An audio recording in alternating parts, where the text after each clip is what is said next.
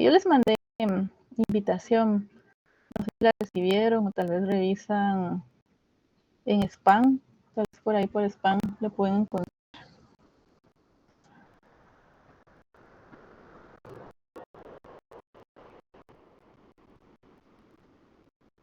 Pero lo que voy a hacer es compartir el link para agregar la clase, creo que así es más fácil.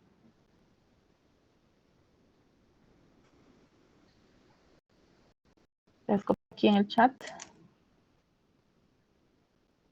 a Carlos. Entonces con este enlace pueden agregar el curso, agregarse al aula. El material que se utiliza durante el semestre lo voy a colgar ahí. Por ejemplo, esta presentación la termino hoy, en la noche ya la pueden encontrar en Classroom. Generalmente la cuelgo muy tarde porque ya empiezo con estas actividades alrededor de las 10 o en adelante, pero ya mañana ya les aparece ahí colgada se va a llamar presentaciones la carpeta. ¿Alguien más tuvo algún problema para agregarse a Classroom? ¿No? Bueno, pues ahí pueden consultar estas 3 hojitas que les compartí anoche. También para el curso es indispensable recordar algunos aspectos relacionados con doctrinas 1 y 2. Esto también es requerido porque recuérdense que les platiqué que vamos a ver algunos escenarios considerando los postulados clásicos y el keynesiano. Entonces es necesario tener claridad sobre las principales diferencias o sobre los principales aspectos por los que aboga cada escuela del pensamiento. No es un curso de doctrinas, entonces yo aquí asumo que ustedes ya recibieron los 2 cursos, los aprobaron, al igual que los de matemáticas. Entonces no vamos a estar deteniéndonos en explicar los aspectos doctrinarios ni los aspectos matemáticos, pero sí voy a derivar con ustedes las operaciones.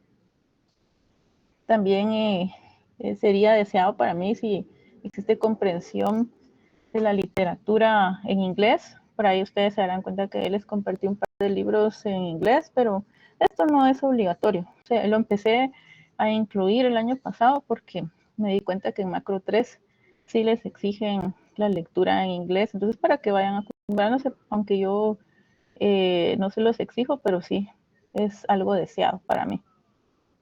La comprensión analítica en este curso es fundamental. Esto es clave tanto para el desarrollo del curso como para las evaluaciones. Entonces, esto sí, siempre mi deseo es que ustedes despierten esa intuición económica, porque eso les va a facilitar mucho la comprensión matemática y la comprensión de lo que se observa en la realidad, porque todo tiene su lógica. Entonces, esto sí es requerido, es obligatorio, un aspecto obligatorio para poder abordar el curso de una manera satisfactoria. Si en algún momento ustedes tienen alguna sugerencia con la forma en que se abordan los temas o encuentran alguna dificultad más allá de estos aspectos, pues siéntanse en la libertad de plantearlos. Generalmente pueden plantearlo en las evaluaciones que realizan con todos los docentes, pero si pueden anticiparlo para mí sería perfecto porque las evaluaciones nos las hacen llegar muchísimo tiempo después. Entonces no tengo forma yo de poder evaluar ciertas situaciones si ustedes no lo hacen de mi conocimiento. Y recuérdense que si ustedes no me lo dicen, yo voy a asumir que todo está comprendido. Entonces los invito a participar y a expresarse libremente en cualquier momento. Esto en cuanto a algunos aspectos importantes para enfatizar. Pero ya si entramos un poquito al curso y recordamos que ustedes ya recibieron 2 cursos de microeconomía, donde el objetivo era el análisis de un ente, es decir, se hablaba el funcionamiento de una industria, una empresa, un consumidor. Era un análisis individual. Entonces, eso era lo que se veía en los cursos previos de macroeconomía, análisis individual. ¿Cuál es la diferencia fundamental para la macroeconomía? Pues en macroeconomía, todo eso que se abordó en microeconomía desde el punto de vista individual se evalúa de forma agregada. Es decir, que es fundamental comprender el aspecto individual para poder considerar un análisis agregado, es decir, que se van a analizar los determinantes del ingreso nacional total, así como algunas variables importantes que ustedes pudieron conocer en macroeconomía 1 cuando abordaron el análisis del PIB por el lado del gasto, por ejemplo, como el consumo, la inversión, pero de forma agregada. Puede ser que en algún momento recurramos a la microeconomía porque existen algunas actividades muy importantes para los países. Más adelante nos vamos a dar cuenta que existen casos, por ejemplo, donde alguna economía, como en Sudamérica, podemos encontrar algunas, puede depender mucho de la producción petrolera, por ejemplo. Entonces, en estos casos, ahí sí se puede relacionar un aspecto microeconómico con uno macro porque la economía es dependiente de esta materia prima. Entonces aquí se estudia el nivel general de precios, es decir, la inflación, que ustedes también ya abordaron, me dijeron que en macroeconomía 1, creo que en estadística también lo vieron en algún momento, pero ya no se evalúan los precios por separado. El análisis en sí es conjunto. Repasando algunos conceptos importantes. El comportamiento agregado, como ya se los decía, va a ser el comportamiento total de hogares y empresas, no a nivel individual. Hay otro tipo de modelos donde se empieza a abordar el aspecto micro, pero aquí no los vamos a tocar, eso lo dejamos para macroeconomía 3. También es importante tener presente aspectos relacionados con los precios. Y esto es parte de las escuelas de pensamiento. Se habla de la rigidez de los precios generalmente en la literatura. Ustedes lo van a encontrar así, que es lo contrario de hablar de precios flexibles. Esto se refiere a que cuando existe rigidez en los mercados para la fijación de precios, no, no siempre se van a ajustar los precios inmediatamente en la economía para corresponder a la cantidad ofrecida. Aquí vamos a implementar algunos supuestos cuando empecemos el análisis. Entonces es importante tener claridad sobre qué es rigidez de precios y qué es flexibilidad de precios. Y como ya les decía, los fundamentos microeconómicos de la macroeconomía no los vamos a abandonar porque son la base para el análisis agregado. Esos principios son fundamentales para comprender el comportamiento de una economía. Y si tienen dudas, me pueden interrumpir en cualquier momento. La macroeconomía en sí va a perseguir tres intereses y siempre se habla de eso, lo estamos observando hoy en día. Uno de ellos son los problemas relacionados con la inflación. ¿Alguien sabe qué está pasando ahora a nivel mundial en cuanto a la inflación? ¿Alguna idea por ahí?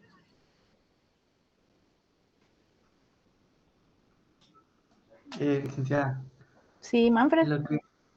lo que yo he leído en noticias y entrevistas es que por el problema de Ucrania y Rusia, los precios de la energía en general han estado subiendo y eso lleva de que los precios en general de las cosas suban y eso hace inflación. Gracias, Manfred.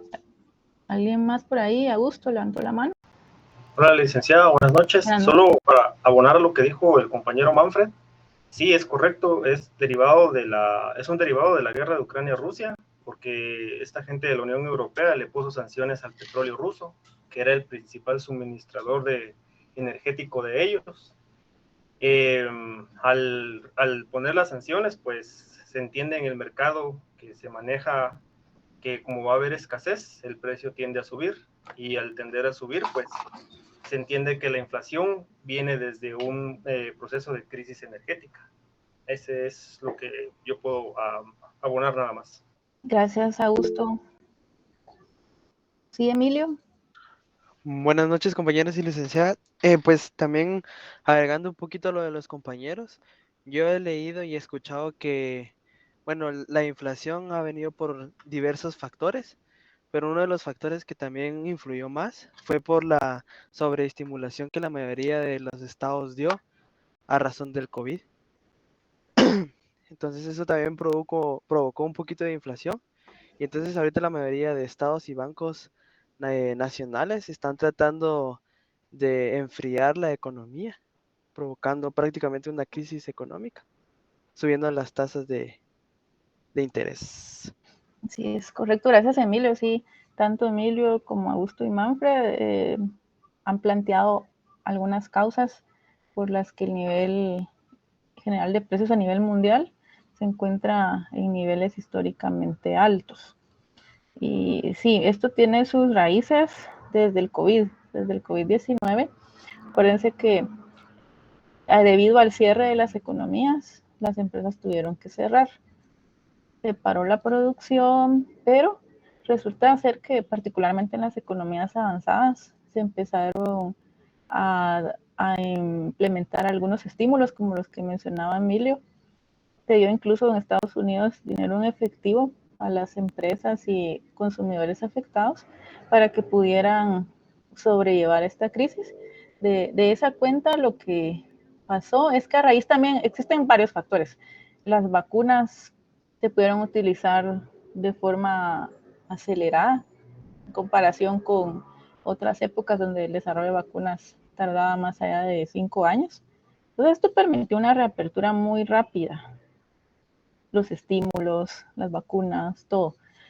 Se abren las economías nuevamente muy rápido, pero las empresas no disponían de insumos para poder satisfacer la demanda que en ese momento se desbordó. ¿Qué creó esto entonces? Presiones inflacionarias. Es decir, que tiene sus orígenes en la crisis del COVID-19 y esto se empeoró con lo que decían por ahí Augusto y Manfred con la guerra en Ucrania. Porque el petróleo tiene una cadenita de efectos porque se utiliza, sobre todo en Europa, existe una crisis energética ahora, porque en Guatemala pues no experimentamos climas extremos, pero el invierno en Europa es muy intenso y se necesita calefacción. Entonces esto, cuando empieza a escasear algún bien, recordemos que el primer efecto es que el precio aumenta. Entonces empiezan a aumentar los precios, los combustibles se necesitan para transportar mercadería, también hay una crisis de contenedores, se empiezan a observar entonces problemas en las cadenas de suministro y eso es lo que ha creado, así de forma muy resumida, esta situación donde la inflación es un problema generalizado. Recientemente, como veo que se han leído, en Estados Unidos salió el dato de inflación, ya se redujo por ahí por 6%, y ya dando buenas señales de que empieza a desacelerarse, pero si recordamos que su objetivo de inflación es 2%, todavía está muy por arriba de la meta. Caso de Guatemala, ¿alguien sabe cuánto es la inflación?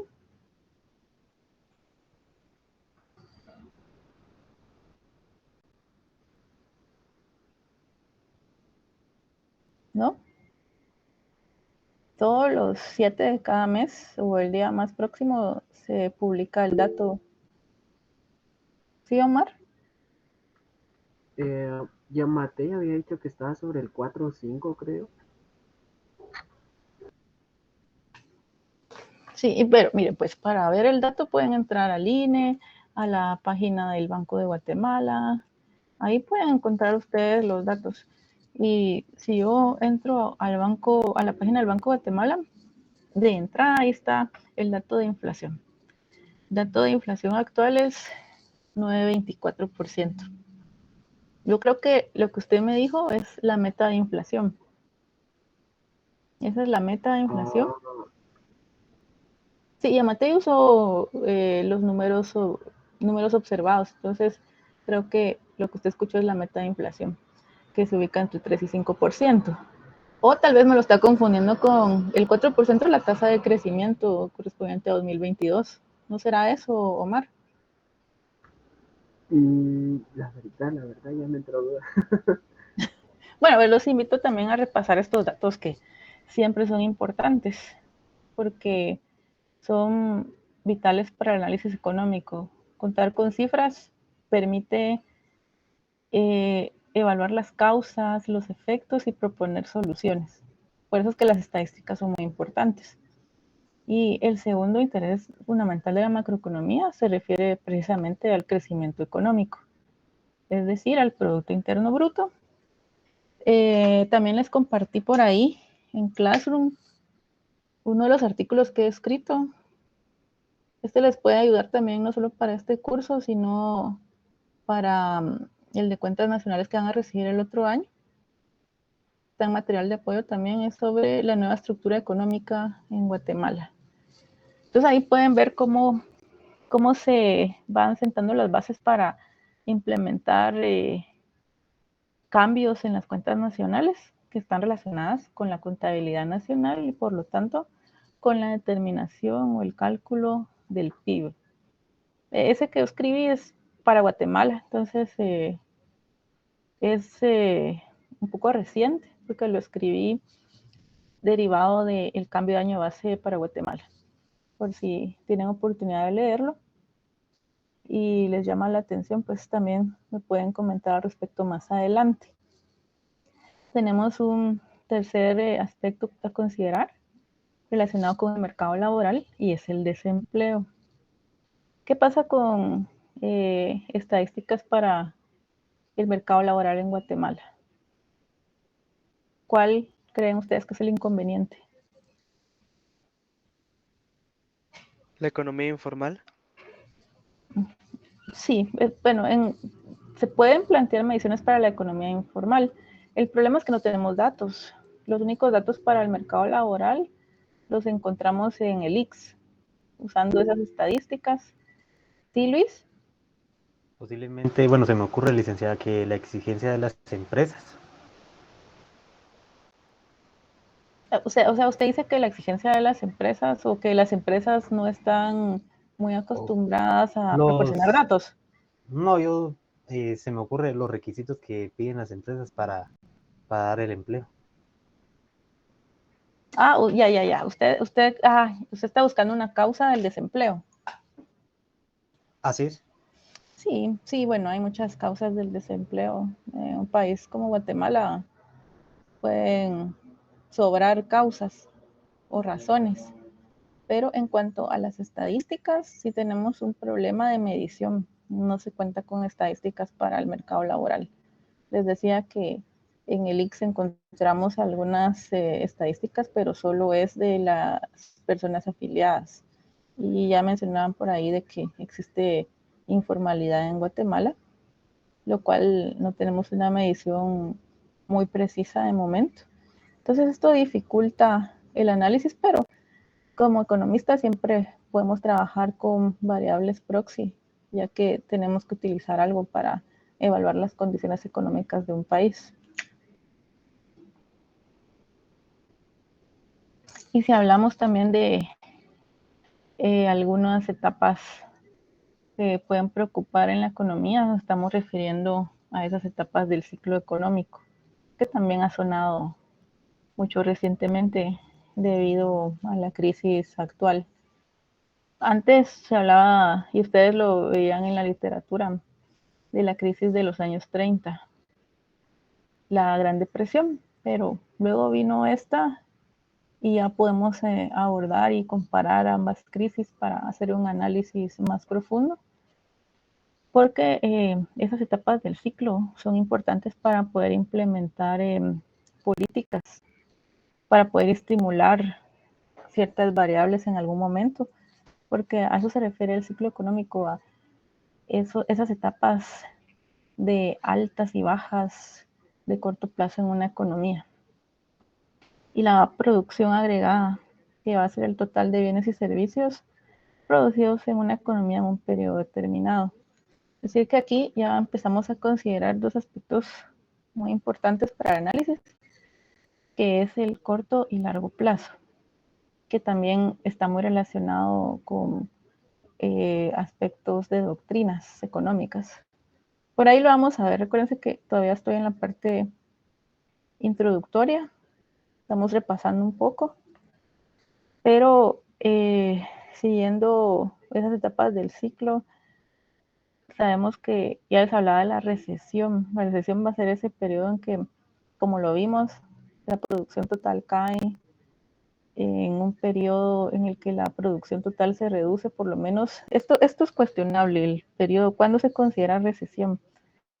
Mucha literatura que yo he consultado se refiere a que el PIB va a caer por lo menos 2 trimestres consecutivos. Esa es una recesión técnica. Algunos dicen que son 3, no existe un consenso. Pero recordemos también que hay una medición anual. Entonces, la recesión técnica se refiere a la caída consecutiva, hablando en periodo trimestral. Pero si en el año, que es lo que yo estoy observando con Estados Unidos, todavía no se ha publicado el dato para el cuarto trimestre, pero los 2 primeros trimestres de Estados Unidos fueron negativos. Se podría hablar de una recesión técnica, pero a final de año el número va a ser positivo porque en el segundo semestre la economía mejoró. Y si hablamos de depresión, ya nos vamos a referir a una recesión prolongada y profunda. Vamos a ver qué dice por ahí. Del me dice que se estimaba que la recesión se tardaba aproximadamente 18 meses. Bueno, por eso les decía que es cuestionable, no existe un consenso. La literatura generalmente señala 2 trimestres consecutivos, pero repito, de una recesión técnica. Pero si hablamos de depresión, ya es un periodo más extenso. Y esto también va dejando secuelas y algunos daños en la economía. Las repercusiones pueden ser intensas, ¿sí, Emilio? Disculpe la interrupción, licenciada, con una consulta. ¿Podríamos medir la recesión en países desarrollados por medio de la caída de los índices de los propios países? De ¿Cuál es el? índices, Ajá. de índices bursátiles propios de cada país, pregunto, ¿o no? ¿O eso Bueno, es no está relacionado? de todo está relacionado. Lo que sucede es que cuando hablamos de mercados bursátiles, esto es un seguimiento, va cambiando mucho durante el día en una sesión. Es decir, que cualquier cosa afecta a los mercados financieros internacionales. Yo le doy mucho seguimiento a las bolsas y cualquier cosa que pasa tiene repercusiones. Entonces, ¿con qué va relacionado? Directamente con la volatilidad. Las bolsas presentan usualmente mucha volatilidad. Y si pensamos en Guatemala, pero aquí alguien trabajaba en la bolsa o trabaja en la bolsa de valores. Entonces, no me dejan mentir, pero en Guatemala no contamos con un mercado desarrollado de este tipo, como lo vemos en Estados Unidos, el Dow Jones, el Standard & Poor's 500. En Guatemala no existe un índice como tal. Entonces, si hablamos porque usted me decía países desarrollados, ¿verdad? Estamos hablando de avanzados. Ahí sí existen daños en el mercado financiero, pero puede ser que como esto es de muy, muy corto plazo, cuando ya estemos evaluando las condiciones económicas, no podamos determinar que exista una recesión a pesar de que las bolsas caen. Puede ser que solo caigan un día, se pueden recuperar al siguiente, es muy, muy corto plazo. Y el análisis de una recesión va un poquito más allá de un día, o sea, va pensándose en un trimestre, en un año. Entonces, difícilmente podría yo pensar en que existe una recesión por un día malo en las bolsas.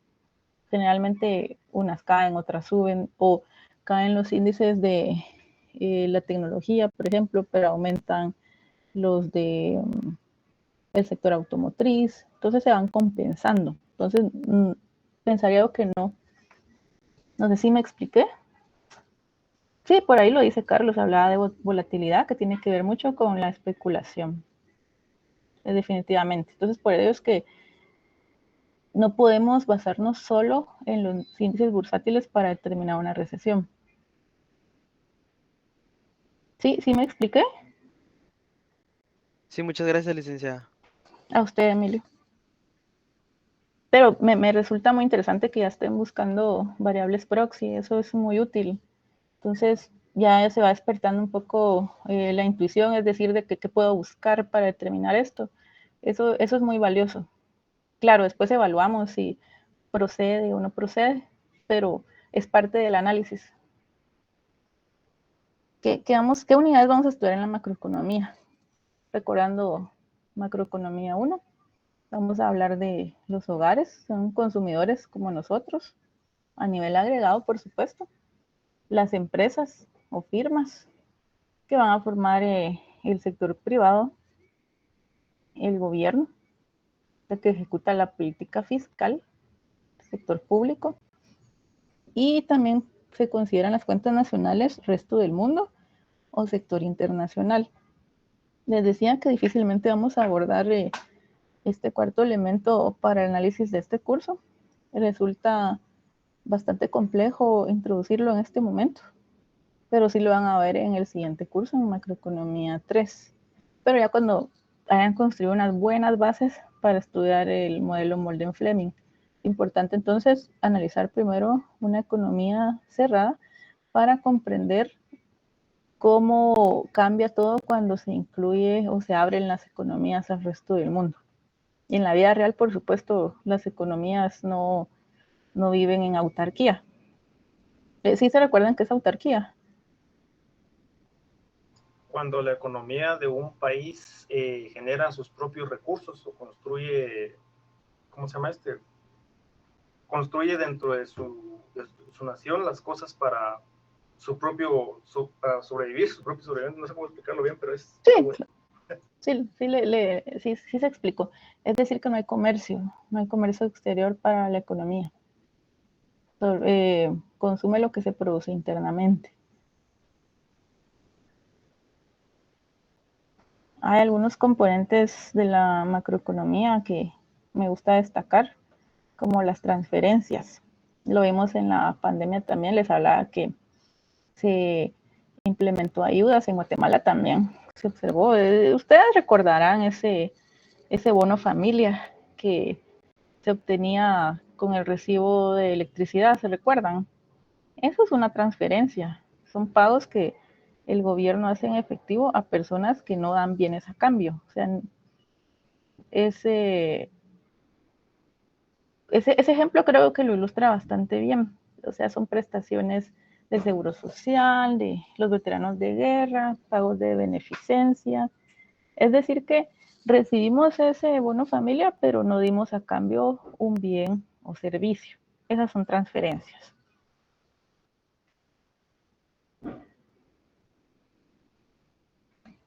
Principalmente se piensa en 3 mercados para este nivel de análisis. El mercado de bienes y servicios, el de factores y el de dinero. El mercado de bienes y servicios, pues es el en el que participamos todos nosotros, donde las empresas producen, venden esos bienes o servicios. Los hogares, nosotros podemos también adquirirlas o las adquiere el gobierno, esos bienes o servicios. Entonces, en este mercado se ofrecen y adquieren bienes o servicios. El mercado de factores también se analiza en este curso, es donde las familias se ofrecen. ¿Cuáles son aquellos factores? ¿Los recuerdan? Los factores productivos, ¿cuáles son? Tierra, trabajo, capital, Sí, exacto, esos son. capacidad empresarial. Sí, esos son los factores y las firmas y el gobierno van a demandar esos factores de parte de los hogares. Cuanto al mercado de dinero, aquí ya los hogares ofrecen fondos con la intención de poder generar cierto ingreso que se va a materializar en forma de dividendos. También se van a demandar fondos de este mercado para financiar diversas compras, es decir, se recurre al financiamiento. Las empresas, el gobierno y el resto del mundo también participan ofreciendo y demandando dinero en este mercado. Esto se hace a través de instituciones financieras, es decir, bancos o entidades de este tipo. Este diagrama ustedes lo recordarán muy bien.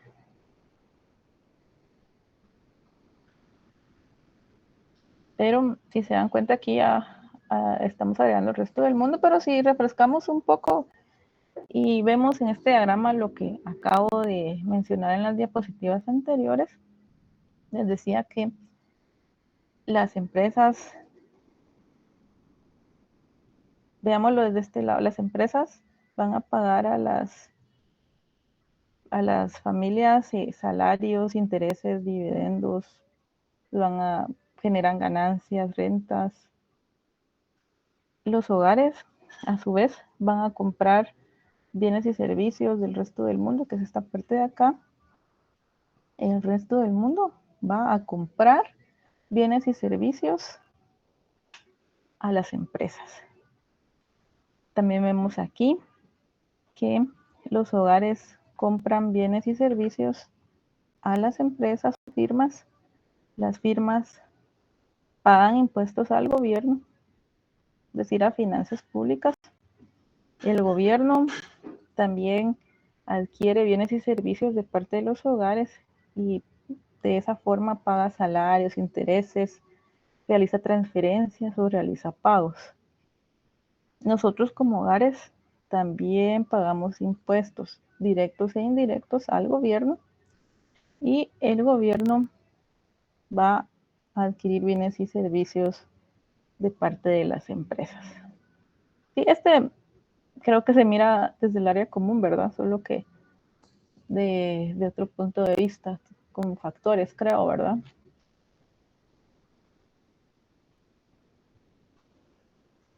¿Sí?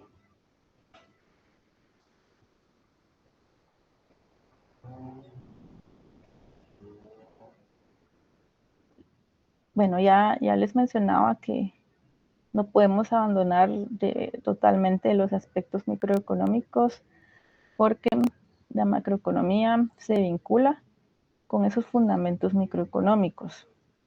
Y esto es así porque ahí vamos a poder encontrar explicaciones para ciertos acontecimientos. Porque si partimos de que el comportamiento macroeconómico es la suma de todas esas decisiones hechas por los hogares, las empresas, el gobierno y el resto del mundo, entonces estos movimientos agregados, como la producción o el empleo a nivel total, van a reflejar esas decisiones individuales, tanto por parte de los hogares como de las empresas. Es decir, lo que comúnmente llamamos agentes económicos. Entonces, es necesario también no abandonar del todo los fundamentos microeconómicos porque nos van a ayudar a comprender los aspectos macroeconómicos. Vamos a empezar a hablar ya en la siguiente clase. Creo que después de la siguiente clase del jueves, la siguiente semana, sí ya les voy a hablar un poco de nuestra situación económica actual. Pero vamos a hablar, y también se habla hoy en día mucho de estos dos elementos que tengo en pantalla, de demanda y oferta agregadas. Entonces, la demanda agregada va a ser el total de bienes y servicios demandados en una economía. Y particularmente durante la pandemia, la demanda agregada se desestimuló porque no había consumo. También observamos un choque de oferta, ya que la oferta agregada se refiere a ese total de bienes y servicios que se ofrecen en una economía. Y eso se los decía por el cierre. Como se cerraron las economías, entonces se dejó de producir. Hubo un choque de oferta también. Y vemos aquí ilustradas esas curvas de oferta y demanda.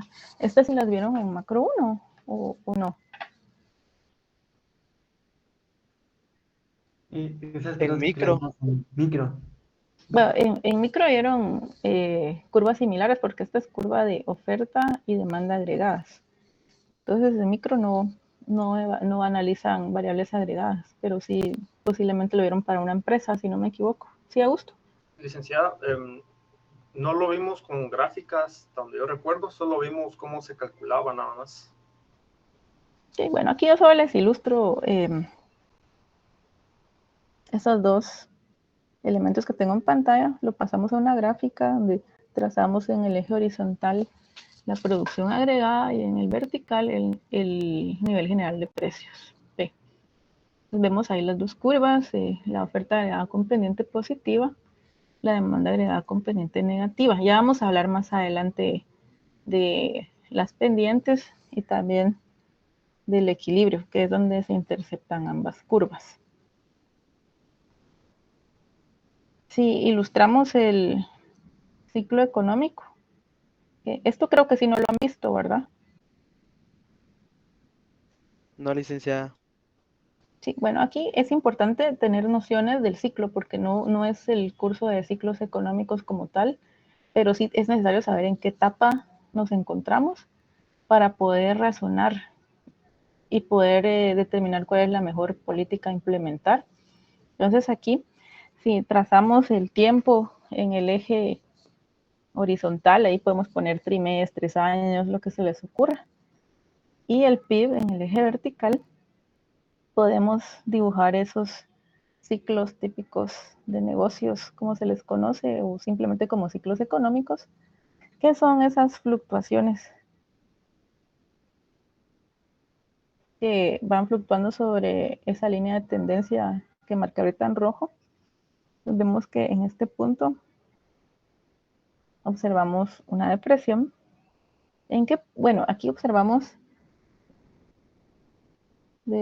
a partir del punto A, observamos la fase de expansión, en este punto el auge, que es el nivel máximo que se alcanza en el tiempo, por eso se llama auge, o sea, ahí se observa el PIB más elevado, pero luego vemos que en el punto B, el PIB o el crecimiento económico cae nuevamente y se considera que entonces ahí ya se está observando una recesión. Y luego ven que vuelve a empezar otra vez los ciclos. ¿Ustedes en qué etapa del ciclo creen que nos encontramos actualmente? Entre auge y recesión. ¿Alguien más por ahí? ¿Están de acuerdo?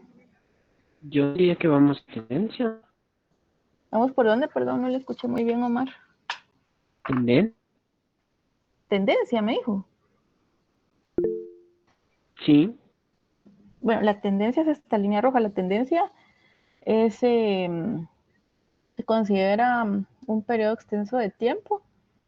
Es, Sí, la sí, tendencia es sí. un componente del ciclo. Ajá. Sí, sí, sí. Por ahí Augusto levantó la mano, ¿sí, Augusto? Sí, licenciada, disculpe. Recesión y depresión. La mayoría de ustedes dicen recesión. Ya Yo dicen que pienso que aún por el auge, pienso que más adelante sí va a haber una recesión. Bueno, por lo menos aquí en Guatemala. a nivel mundial, ¿cómo nos encontramos? Tal vez así es más claro. Es que también es un poquito difícil, licenciado, porque yo sabía que para que haya recesión y depresión se necesitan tasas altas, perdón, de desempleo. Y ahorita el empleo está en auge. Al menos en Estados Unidos no ha bajado tanto. Y bueno, en el desempleo en Estados Unidos sí ya alcanzó los niveles prepandémicos, eso sí. Es cierto, sí, por ahí alguien más levantó la mano. Augusto, sí. Soy yo otra vez. Bueno, no sabía que se había dividido la pregunta, pero yo digo que tal vez aquí en Guatemala voy a cambiar mis respuestas a auge, recesión, y tal vez a nivel mundial, recesión, depresión. Es para mí. ¿Sí? ¿Alguien más por ahí que quiera compartir su opinión?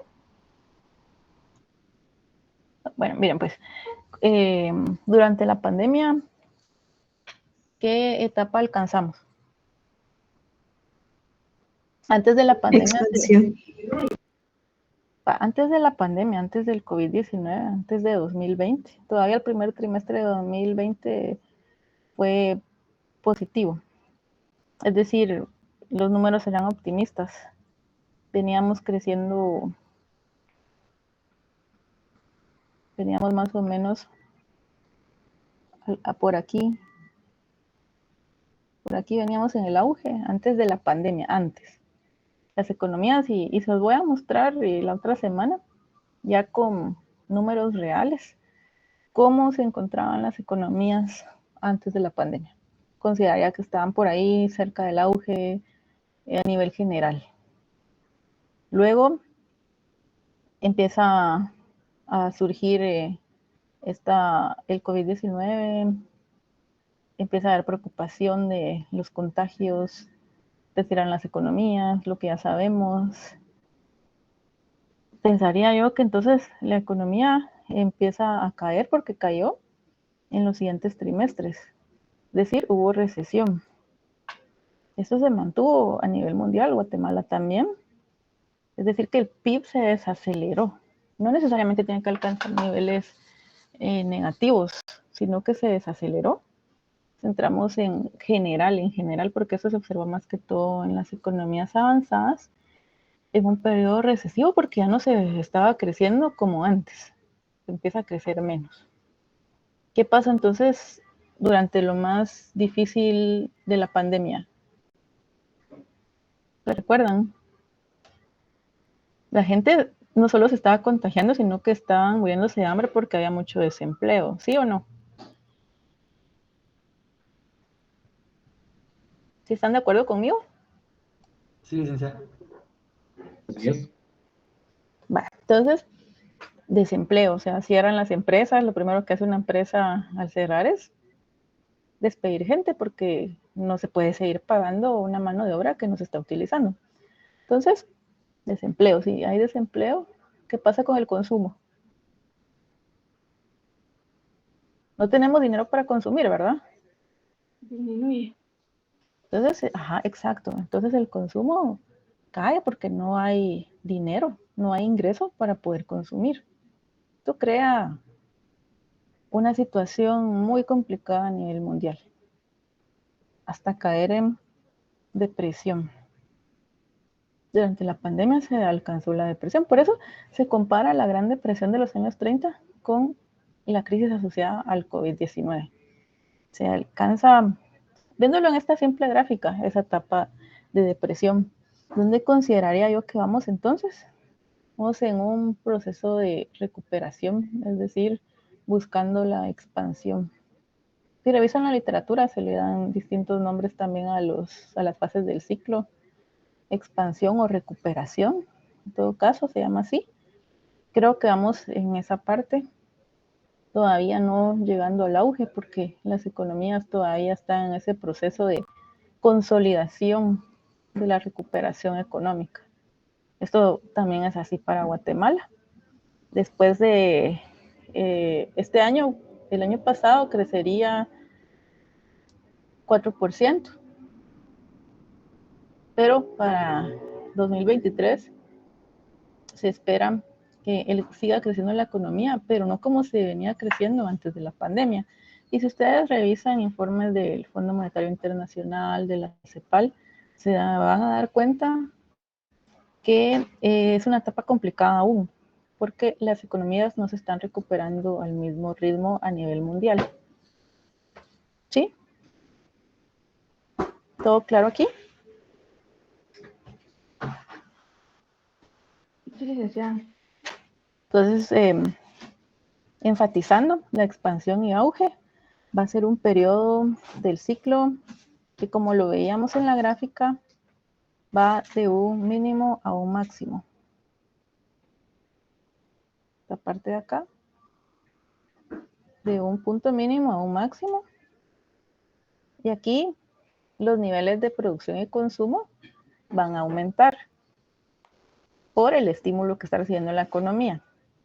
Contrario a lo que ocurre en la contracción, crisis o recesión, donde el periodo que se analiza va de un punto máximo a un punto mínimo.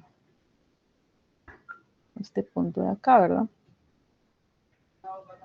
Entonces, ahí, ¿qué pasa con la producción y el empleo? ¿Qué decíamos que pasa?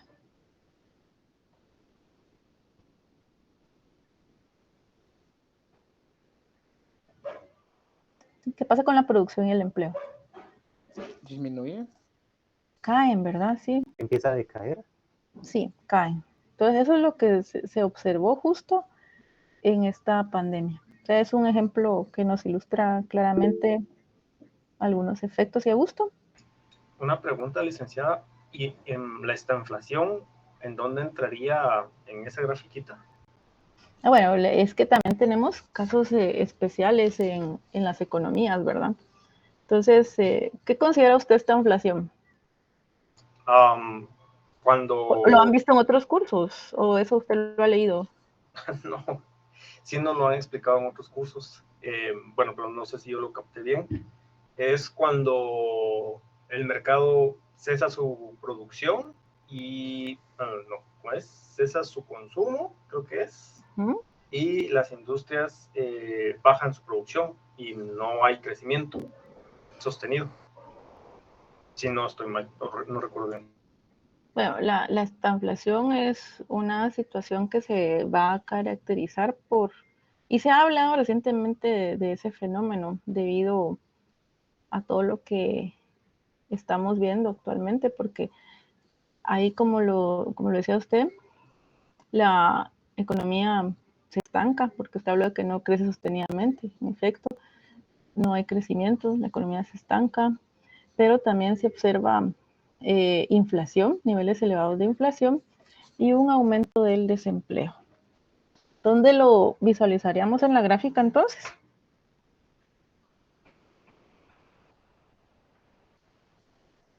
Entre auge y recesión.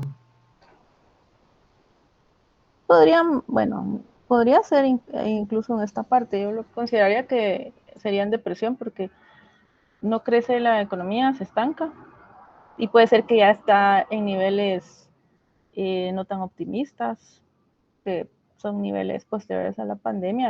Ha costado que algunas economías arranquen, sobre todo las emergentes y en desarrollo. Entonces, podríamos pensar en esta etapa. Se habla mucho de estanflación. Claro, para llegar a esta etapa de depresión no necesariamente se tiene que observar todo ello. O sea, generalmente cuando la actividad económica cae a niveles muy bajos y que dañan la actividad económica, son esos efectos los que van intensificando esa falta de crecimiento o ese crecimiento económico negativo. Y tiene efectos porque ya vimos que pegan el consumo, hay desempleo, y si encima hay inflación, porque no necesariamente se observa inflación siempre en esta etapa. Es una situación especial que podríamos explorarla también más adelante. ¿Sí le quedó un poquito claro Sí, sí, gracias, licenciada. a usted? Justo a tiempo. ¿Alguna duda adicional? ¿No? Sí, licenciado, disculpe, nosotros también vamos a ver con lo de los ciclos económicos eh, con respecto a los bienes duraderos y no duraderos, que hay unos que caen más dependiendo del ciclo, del Sí. PIB, si cae O sea, más o no. no vamos a entrar a esos niveles de profundidad. Podría ser, pero depende hasta dónde logremos llegar. En general, este curso es introductorio al de macroeconomía 3, donde ahí sí se evalúan otros aspectos porque ya se abre la economía. En una economía cerrada es un poco difícil poder aterrizar en este tipo de análisis porque tenemos muchos supuestos. Entonces, partiendo de los supuestos que vamos imponiendo a nuestros modelos, entonces no nos salimos, tenemos una camisa de fuerza porque los modelos, de hecho, su éxito depende de los supuestos que se implementen. Entonces, siempre hay que ser muy cuidadosos con estos supuestos. Ya se van a dar cuenta. Podría ser que en algún momento hablemos de ese tipo de bienes, pero no necesariamente, Emilio. Ok, muchas gracias, licenciado. ¿Sí? ¿Alguna duda adicional? Todos los que están aquí ya están en Classroom, ¿verdad? Mañana es viernes, mañana no tenemos actividad hasta el siguiente viernes. ¿Qué vamos a ver el martes? ¿Sí, Auri? Sí, licenciada, gracias. Fíjese que yo quería saber si que de los 6 libros que nos compartió, cuál de ellos podemos empezar a leer y qué capítulo. Bueno, de momento, como esta es parte introductoria, yo les recomendaría el primero, el de Sachs y Larraín, porque todavía no estamos desarrollando modelos. Puede ser cualquiera de los 6, pero el más simple es el de Sachs y Larraín, que es el primero. Para abrir un poco así la mente y comprender aspectos más sencillos. Ese le recomendaría yo a Auri. ¿Qué capítulos son los primeros? Muy bien, licenciada, muchísimas gracias. A usted, Auri. Entonces, les estaba diciendo que vamos a ver el martes. Vamos a hablar un poco de oferta y demanda agregada. A nivel general, todavía no vamos a desarrollarlo porque lo que quiero generar ahorita es intuición para comprender lo que viene. Entonces, si no tienen dudas adicionales, yo les voy a compartir más noche de la presentación cuando termine con el segundo grupo. Y los veo el martes. Les deseo feliz fin de semana